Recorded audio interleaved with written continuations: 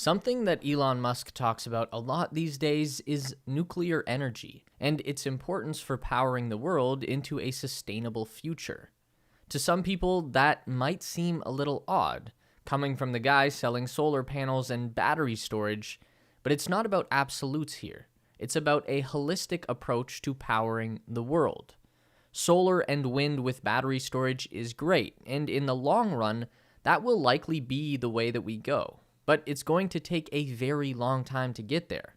The availability of solar cells and lithium-ion batteries needs to scale up drastically, while the cost to produce them needs to come down by the same measure. For now, these renewable energy sources are lacking in reliability and availability, and a great option that we have to supplement that today is nuclear power. Nuclear is a carbon-free energy source that is always available when needed.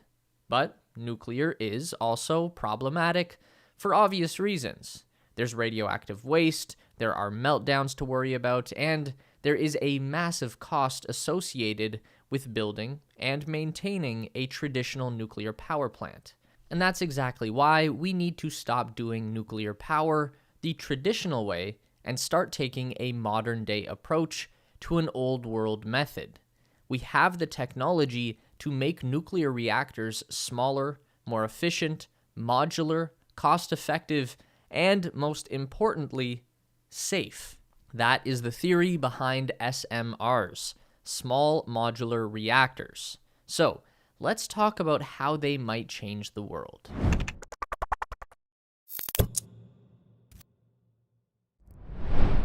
So the first thing that we have to do here is cleanse the vision of Homer Simpson's nuclear power plant from our minds. That was a method that worked in the 1960s, but it's not the method that we should be using today. Power plants like that take several years and billions of dollars just to construct, and then the cost of operation is outrageous. Plus, the majority of Americans hate seeing these things. They don't want to see any more nuclear power plants constructed, and that has been the national consensus ever since the 3 Mile Island accident of 1979. Now, that was more of a near miss than a full-on disaster. An amount of radioactive gas and iodine was released into the environment near Harrisburg, Pennsylvania, and it's still a matter of debate of whether or not that's had lasting health effects on the people who live there. But either way, we don't want to have those debates. That alone was enough to put a halt on nuclear development in the United States, and then Chernobyl happened. So, for a very long time, there was little to no effort being put into improving nuclear power generation. And there was just a little effort being put into developing a better alternative. So the nations of the world just coasted on what they had. And then Fukushima happened. And then everyone decided that they were going to shut down nuclear energy, but they didn't have any plan on where to go after that. A bunch of European nations thought they could just coast for a while on cheap fossil fuel energy imported from Russia. That was a pretty stupid idea, even back when they came up with it, but it has proven to be catastrophically stupid given where things have ended up today. Elon Musk tweeted in March of this year, "Hopefully it is now extremely obvious that Europe should restart dormant nuclear power stations and increase power output of existing ones. This is critical to national and international security. Also, nuclear is vastly better for global warming than burning hydrocarbons for energy." So, kind of a 1-2 punch in there from Elon. Not only did you sell away your national security to Russia for cheap gas, but you're also killing the planet in the process. And that's not just Elon playing Captain Hindsight and rubbing salt into the wound. Elon wrote this tweet in December 2021. "Unless susceptible to extreme natural disasters, nuclear power plants should not be shut down." So, keep nuclear power plants away from oceans, fault lines, and volcanoes. That's pretty easy to do. Maybe make them a bit more idiot-proof because 2 out of 3 nuclear disasters were caused by human error. Oh, and maybe don't shoot at them with artillery shells. Russia, I'm looking at you.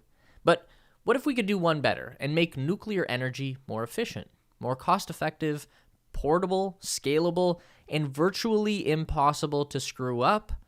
Enter SMRs. Also, wanted to give a quick shout out to our amazing Discord community. Here is our question of the week, and this was our favorite answer. And here is the meme of the week winner. Join our Discord community to participate next week through the link in the description below. Luckily for us, there have been some very smart people working on the nuclear energy problem in recent years, a largely unsung effort that has suddenly become a lot more relevant. The modern take is to build something called a small modular reactor. It's the same nuclear fission reaction as a traditional reactor, just worked into a modern package. You can kind of think of a nuclear reactor as the most complicated method ever devised to boil water. Uranium atoms are bombarded with free electrons that split the nucleus of the uranium into two or more smaller nuclei. That splitting process releases a very large amount of energy, and it also creates more free electrons that fly off and split more atoms, so you have an ongoing chain reaction that continuously generates new energy. It is an incredibly powerful reaction. And to get a sense of what uranium is capable of, let's draw a comparison to a conventional fuel source like coal. Burning coal is another complicated way to boil water, and 1 kilogram of coal can produce 25 megajoules of energy. Now, it doesn't particularly matter what a megajoule is, I don't know, but we do know that 1 kilogram of uranium can produce 84 million megajoules of energy. That's the difference we're focusing on. That is why we started using nuclear energy to begin with. So, all of the heat created by the nuclear reaction is absorbed by the water, and that causes it to vaporize into steam. We direct the flow of that steam into a turbine, which spins and transfers the steam energy into kinetic energy, and we can turn that into electricity. The steam continues to flow as long as the nuclear chain reaction goes on. We can control the speed of that reaction by introducing control rods into the uranium. A rod made of boron will absorb the free neutrons and prevent them from splitting any more atoms, and that will stop the reaction. Running out of water would also stop the flow of steam, but without water or control rods, the energy from the reaction has nowhere to go and it builds up inside the uranium until meltdown. And that's bad. So the SMR intends to package this entire process into one self-contained unit with a passive cooling system and a passive fail-safe mechanism that will automatically prevent meltdown without the need for human input. It's pretty clever, actually. The modern design collects the steam and recondenses it back into water and puts it back into the system. So there are no giant cooling towers involved that release the steam into the outside air. The entire process is taking place underground, and in some designs, the reactor is operating while submerged in a pool of water. So boiling dry is not a concern here. As for the control rods, the modern system uses electromagnets to hold up the control rods, meaning that if the electricity of the reactor was to fail, then the magnet would cease to be a magnet anymore and the rods would drop instantly into the reactor and halt the fission. So, that all sounds great, but how small are these things? In terms of size, they vary, but a popular design like the NuScale reactor is about 20 meters long and 3 meters across. In terms of power, any reactor that produces less than 300 megawatts of energy is technically an SMR. But the typical unit that is being developed today will be around 75 megawatts. For scale, the top nuclear reactors in service produce around 1,600 megawatts. So you do need a bunch of SMRs to equal that. And that's where the modular aspect comes in. You can design a custom power plant fit for your needs simply by choosing the number of reactors. So instead of one giant custom-built reactor, you just stack as many small ones as you need. And that means that these small general-purpose reactors can actually be manufactured on an assembly line in a factory. And that is where SMRs bring the price of energy down. Mass production equals efficiency, and efficiency equals lower cost. Even in the early stages, SMRs should be around 20% cheaper per megawatt than traditional nuclear power, and that only gets better as they scale up. This is the kind of stuff that Elon Musk preaches on a near daily basis. He's building gigafactories for battery production.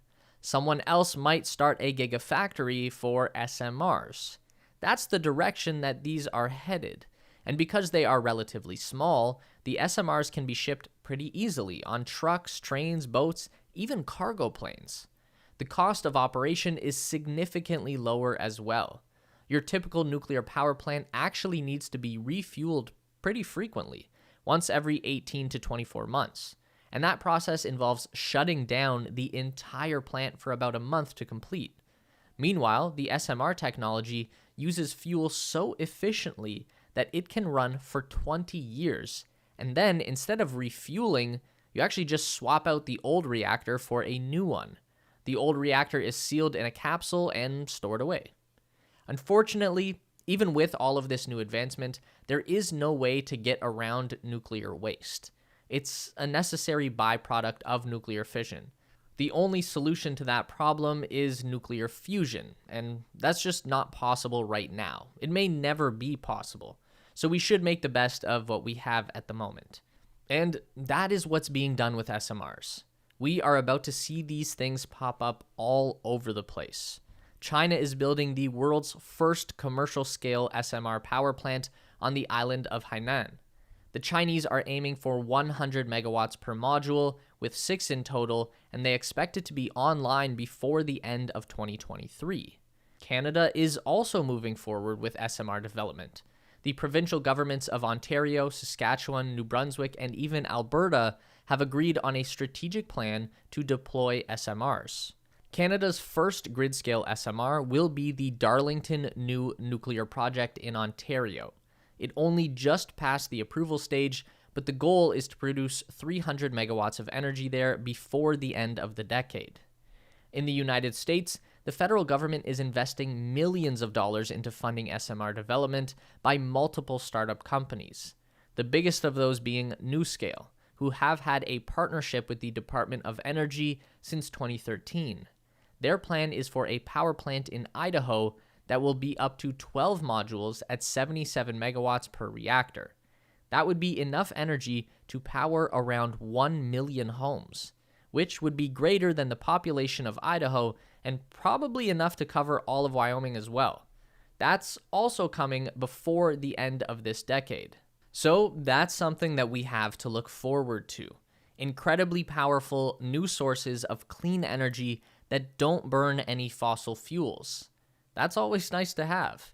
And it's maybe something that can be fast-tracked into operation in Europe, where these things can really do the most good. Hopefully you learned something about nuclear energy today. Let us know where you see this going in the comments section below. Are you still skeptical on nuclear power, or are you ready for the nuclear future?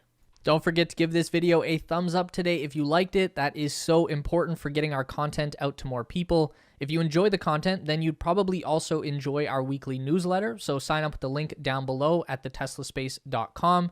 A huge thank you to all of our Patreon supporters who are listed on the screen now. You help us make the best content we can, and we really appreciate it. Thanks for watching, and we'll see you in the next one.